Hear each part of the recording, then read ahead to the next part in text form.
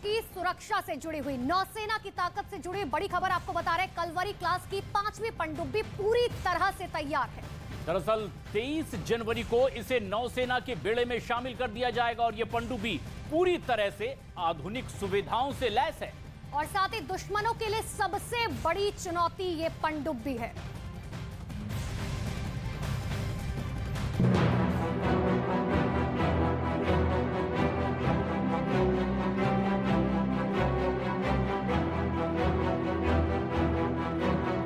भारतीय नौसेना का नया योद्धा कलवरी क्लास की 5वीं सबमरीन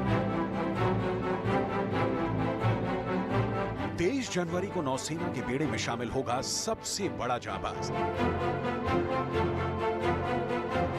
समंदर में बढ़ेगी चौकसी, देश के दुश्मनों का काल बना IANS वागीर। मुंबई के मझगांव शिपयार्ड पर खड़ी यह पनडुब्बी देश के दुश्मनों का काल बनने वाली है। यह पनडुब्बी देश की समुद्री सीमा को चौकस और सुरक्षित रखेगी। 23 जनवरी को नौसेना में शामिल होने वाली यह सबमरीन ऑपरेशन के हिसाब से नौसेना की हर जरूरत को पूरा करने में सक्षम है। ये आधुनिक हथियारों से लैस भी रहेगी। Combat ready and mission capable submarine है ये, और उस डायरेक्शन में ये बहुत बड़ा स्टेप है, because we are already combat ready and mission capable. Kalvari class की 4 पनडुब्बियां पहले से ही नौसेना के बेड़े में अपनी सेवा दे रही हैं और ये 5वीं पनडुब्बी भी पूरी तरह से तैयार है। कलवरी क्लास की पनडुब्बी पूरी तरह से भारत में ही बनी है और ये पूरी तरह से आधुनिक तकनीक से लैस है। न्यूज़ 18 इंडिया इस समय INS वागीर पर उस पनडुब्बी पे मौजूद है जिसे 23 जनवरी को कमीशन होना है। इस समय हम पनडुब्बी के सबसे आगे वाले हिस्से में हैं, जो सबसे ज़्यादा घातक और खतरनाक माना जाता है। इसी हिस्से में जितने वेपन्स होते हैं उनको रखा जाता है। चाहे हम टॉर्पीडोज की बात करें, मिसाइल की बात करें या फिर माइंस की बात करें, ये सारी चीज़ें इसी पार्ट में रखी जाती हैं और आगे से फायर होती हैं। लगभग 67 मीटर ये लंबी पनडुब्बी INS वागीर है और 12 मीटर ये हाइट है इसकी। तो अपने आप में काफ़ी बड़ी और काफ़ी घातक सबमरीन है।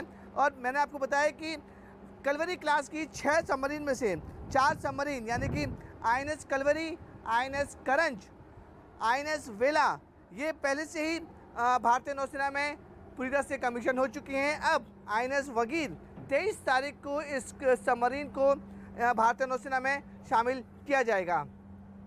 अगर हम इसकी एंड्योरेंस की बात करें तो ये सबमरीन पे जब कोई ऑपरेशन होता है तो लगभग 50 दिन या फिर उससे ज़्यादा दिन तक ये एक साथ पानी में रह सकती है, बड़े ऑपरेशन को अंजाम दे सकती है।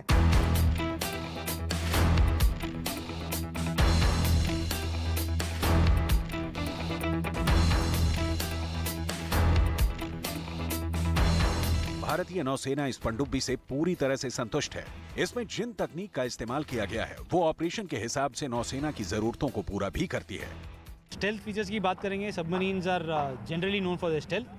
तो इसमें हम अकूस्टिक स्टेल्थ और मैग्नेटिक स्टेल्थ इनकी बात करते हैं हम। तो ये लेटेस्ट स्टेल्थ फीचर्स के साथ बने हुए सबमरीन्स हैं। और अगर आप वेपन्स के बारे में बात करेंगे तो हम टॉर्पीडोज, मिसाइल्स और माइंस, जो मिशन का रिक्वायरमेंट है, जो डिप्लॉयमेंट का रिक्वायरमेंट है, उसके हिसाब से हम कैरी कर सकते हैं। अब इंतजार 23 जनवरी का है, जब मझगांव शिपयार्ड पर खड़ी इस पनडुब्बी को नौसेना के बेड़े में शामिल कर दिया जाएगा और फिर ये मिशन में जुट जाएगी।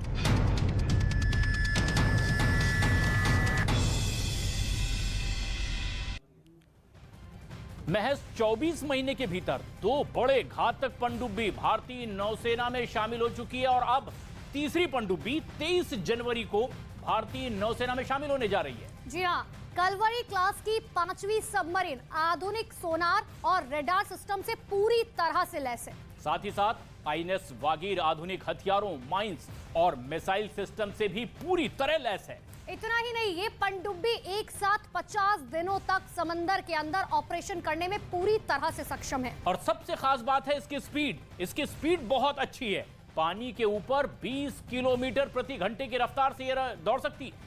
इतना ही नहीं, पानी के अंदर इस सबमरीन को 40 किलोमीटर प्रति घंटे की रफ्तार से दौड़ाया जा सकता है। कोई विपक्षी दल